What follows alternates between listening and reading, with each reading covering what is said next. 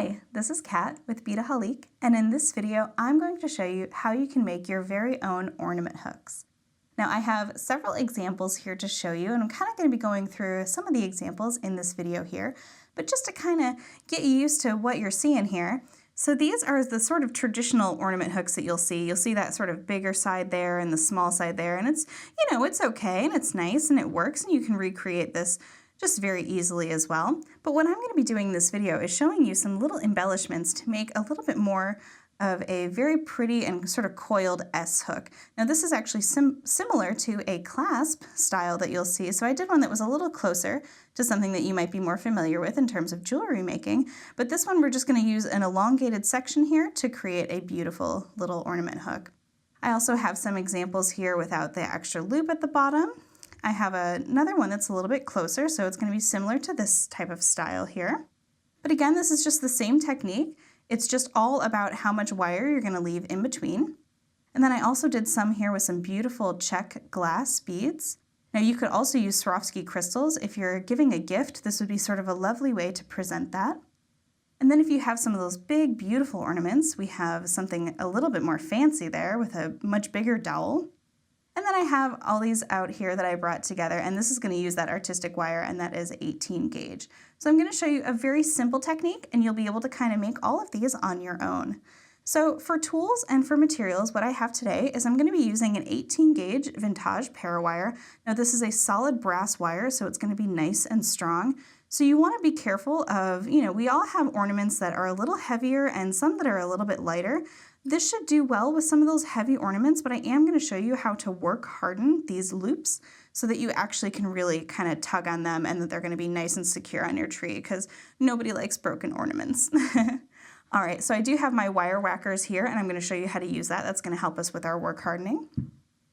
I have the Wubbers bail making pliers. Now I have the size that is the 9mm and 7mm here, so I'm going to be using these for most of my loops today. And then I also have a pair of flush cutters, a pair of round nose pliers, a pair of chain nose pliers.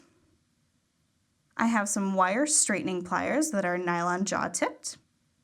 And then I have my wire whacker tool here that I'm going to be using. So a nice little brass hammer. And then I have a little ruler. So if you have all of your materials, let's go ahead and get started. So I'm going to start by taking about 6 inches off of my wire here. Now this is a little trick I like to do. I kind of like to uncoil my wire and keep it on the coil before I cut it. And now I'm just going to take my nylon jaw pliers and just kind of straighten that out and just pull it. And you don't want to do this too much because this is generally work hardening that wire, but I definitely want something nice and straight to start off with. All right, so I'm just going to kind of run my pliers along there about twice. That should be good. All right, now I'm going to use about 5.5 inches or so of wire. Now again, like I've been saying, you can sort of make these to your own specifications. If you have a tree that, you know, has really big fluffy branches, you might want to consider doing a little bit wider or whatever you want to do. But I always recommend starting out with more wire than you think you're going to need because it's easier to cut than otherwise you waste the whole piece. All right, so I have my length of wire here. And all I'm going to do is I'm going to take my round nose pliers there, and I'm just going to grip about half, a little less than halfway down my pliers, because that's about the size of loop that I want. And I'm just going to bend it in, just by curving it, until it gently touches the wire there. So this is what I have on one side here. All right, so now I'm going to take those bail making pliers, and I'm going to set it in so that that loop sort of sits right on top there. So you can kind of see how that's just sitting right there. And this is the largest side on this side. So now what I'm going to do is I'm going to take my wire, gripping the pliers tightly, I'm going to bend it around to make that first S loop. All right. So this is what we have now so far. You can see that mine's a little out of whack, so I'm just going to kind of just gently press it with my fingers, but don't worry, we're going to flatten the whole thing, so don't get too caught up in how it looks right now. All right, so now what I want to do is, and I'm thinking this piece might be a little bit too long, because what we're trying to achieve here, and let me just kind of put this down so you can see, we're going to try to achieve that length so that it curls back up and around. So you can see that mine is a little bit too long to get that sort of look. So what I'm going to do is I'm actually going to trim off maybe about an inch or so. Oops. And I'm going to set my little side. All right. So now what I'm going to do is I'm going to go to this side of the wire here, taking my round nose pliers again at about that same distance. Now you can mark your pliers if you're going to be making a lot of these. That way you stay nice and consistent. All right, so now I have my wire gripped, and I'm going to make another simple wire loop here and just bring that in again until it just gently touches. So now I have my loops here and my loop coming in here. So now I'm just going to repeat that process that I did on that first side, just making sure that my S clasp and my hook is going to go the other way around. So all I'm going to do is I'm going to now curve my wire and gently press it up and over and give it a nice little squeeze there. And there we go. There is my beautiful little long ornament hook. Now you can see from the side version that mine is a little wonky. So the way we're going to fix that is I'm going to take my wire whacker plates here and place it down in there. Place the other one on top. Now you can use your hand to whack it if you want, but because these are so small and I want to get it really nice and concentrated, what I'm going to do is I'm going to place my hand on top, take my hammer here, and just gently whack it a few times.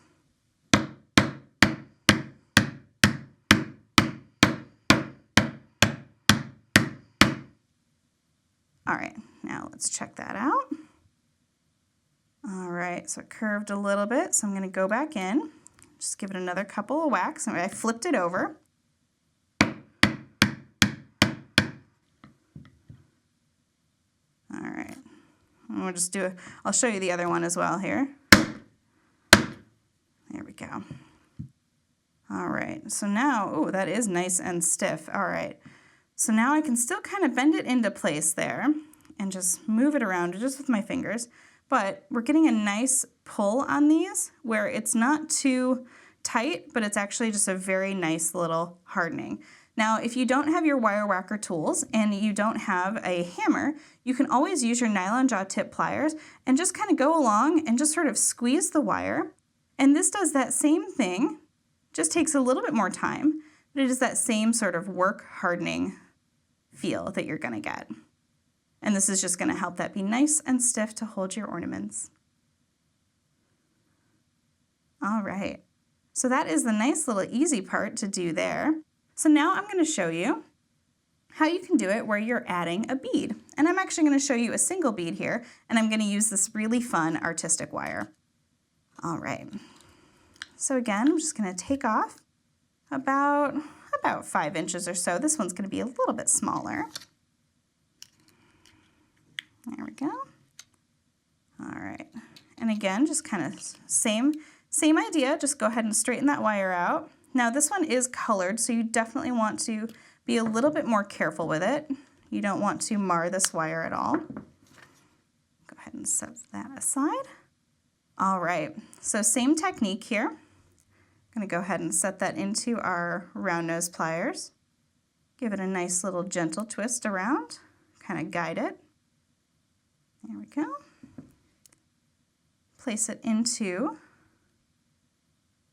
our bail making pliers around the large size, which again is that 9mm size. There we go. All right, so now that I have my wire coming out like this, what I'm going to do is I'm going to take that chain nose plier and I'm just going to give it, oops, I'm just going to give it a nice little bend.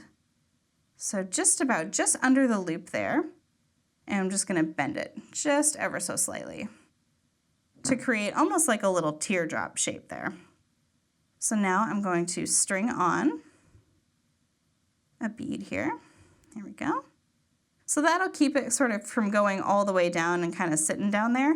So that's sort of why you want to do that particular move.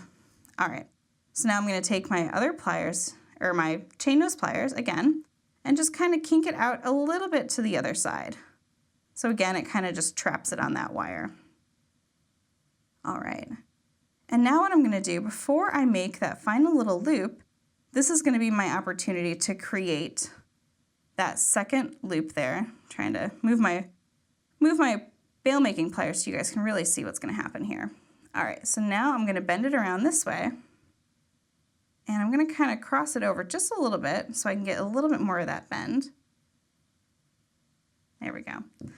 All right, so now I can come down here and trim my wire.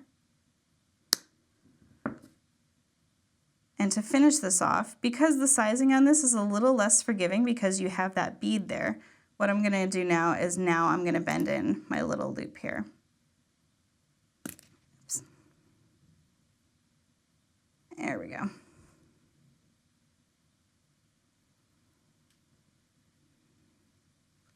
All right, so now I'm just going to kind of get him back into shape there and fix him up and clean him up.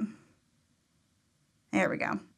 All right, so that is another way to do an ornament hook. And just to kind of, this is a great opportunity to, again, just kind of continue that work hardening that you can do here. Now, obviously, you can't put this in the plates because of the bead that's in there, but I definitely recommend work hardening it and just kind of shaping it just a little bit with my fingers, because I know on my tree, my branches are a little bit thinner, so I want to make sure that he's going to fit nice and snug on there. And I know generally people with, these types of aluminum hooks, they tend to get them on the tree and then kind of bend them in, and you can definitely do that. But just know that eventually the wire will wear out, so you just want to be careful with how often you really do that. So that is how you can make your own ornament hooks, and you can have just a lot of fun embellishing them. We have lots of fun colors of the artistic wire, but I just love this green because adding a little bead to it could add a little sparkle to your tree, and the green wire won't even show, and that's just really kind of a fun little thing to do for the holidays. So I hope you enjoyed this video. If you did, be sure to hit the subscribe button below, and of course you can get all of these supplies and learn even more tutorials at Beadaholique.com.